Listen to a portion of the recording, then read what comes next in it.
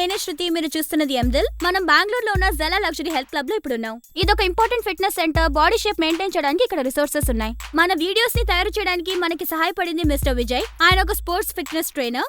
ఆయనకి 2 Karnataka upcoming cricketers సహాయం చేశారు.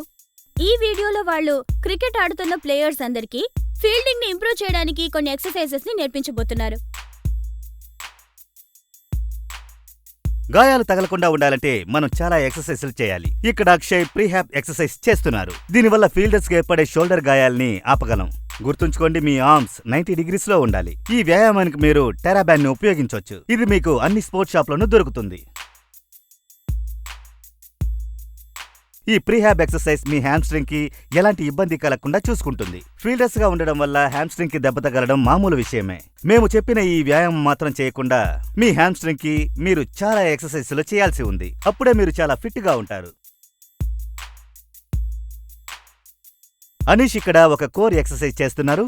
ఈ బాల్ మీకు అన్ని స్పోర్ట్స్ షాపుల్లోనూ దొరుకుతుంది. క్రికెట్ ఒక ఎక్స్ప్లోసివ్ గేమ్. అందువల్ల మీరు చాలా షార్ప్ గా ఉండాలి, బలంగా ఉండాలి, వేగంగా ఉండాలి. అప్పుడే మీరు ఫీల్డింగ్ ని బాగా చేయగలరు. ఈ కోర్ ఎక్సర్సైజ్ చేయడం వల్ల ఫీల్డింగ్ చేసేటప్పుడు మీకు ఎలాంటి గాయాలు ఏర్పడకుండా చూసుకోవచ్చు. ఈ 2 ప్రీహాబ్ ఎక్సర్సైజుల్ని మీరు 2 సెట్స్ గా చేయొచ్చు. ఒక్కొక్క సెట్లోనూ 10 లేదా 12. గుర్తుంచుకోండి, క్రికెటర్ బాగా ఫిట్ గా ఉండాలి. మీరు బలశాలిగా ఉంటే మాత్రం చాలదు. మీరు బాగా ఫ్లెక్సిబుల్ గా ఉండాలి, వేగంగా పరిగెత్తేలా కూడా ఉండాలి. మీరు వ్యాయామం చేసేటప్పుడు శరీర భాగాలన్నింటినీ బాగా గమనించండి. ఎలాంటి గాయాలు కాకుండా బాగా ఆడొచ్చు. Good luck. మనం పిచ్చిలో కలుద్దాం. సో మిస్టర్ విజయ్, ఈ రోజు మనకి నేర్పించిన ఎక్సర్సైజెస్ ని చూశాక క్రికెట్ ఆడే వాళ్ళందరూ ఫీల్డింగ్ బాగా చేస్తారనుకుంటున్నా.